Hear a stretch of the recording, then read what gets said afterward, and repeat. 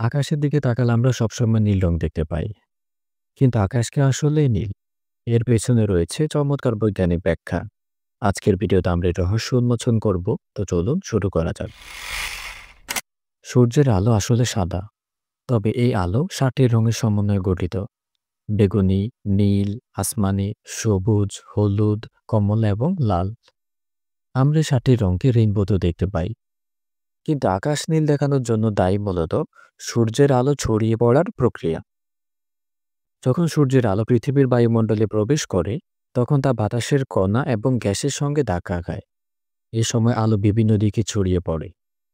ছোট তরঙ্গদৈর্ঘ্যের আলো, যেমন নীল ও বেগুনি, বড় তরঙ্গদৈর্ঘ্যের তুলনায় বেশি ছড়িয়ে পড়ে।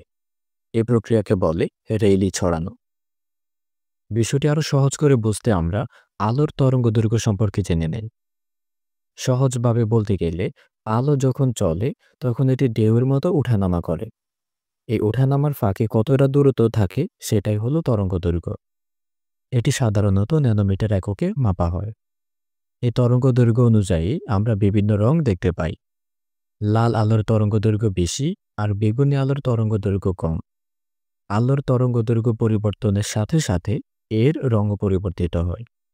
বিভিন্ন তরঙ্গদৈর্ঘ্যের আলো একসাথে মিশলে আমরা সাদা আলো দেখতে পাই। সূর্যালোক তার উদাহরণ। তরঙ্গদৈর্ঘ্য যত ছোট হয়, আলোর শক্তিও তত বেশি হয়। তাই বেগুনি আলো লালের তুলনায় বেশি শক্তিশালী।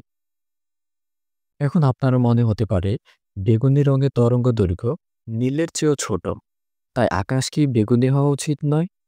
সত্যি বলতে, সূর্যের আলোতে নীল রঙের পরিমাণ বেগুনির তুলনায় বেশি। এর পাশাপাশি আমাদের চোখ নীল রঙে বেশি সংবেদনশীল। এ কারণে আকাশ নীল দেখায়। এখন আসি সূর্যাস্তের সময় আকাশ লাল দেখায় কেন। সূর্যাস্তের সময় সূর্যের আলোকে বায়ুমণ্ডলে অনেক দীর্ঘ একটা পথ পাড়ি দিতে হয়।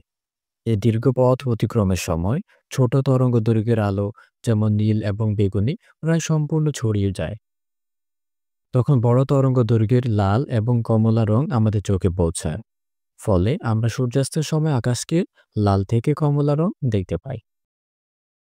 ভিডিওটি ভালো লাগলে লাইক দিন, বন্ধুদের সঙ্গে শেয়ার করুন আর অবশ্যই সাবস্ক্রাইব করতে ভুলবেন না। আবার দেখা হবে নতুন কোনো ভিডিওতে। ততক্ষণ পর্যন্ত ভালো থাকুন, সুস্থ থাকুন। আল্লাহ হাফেজ।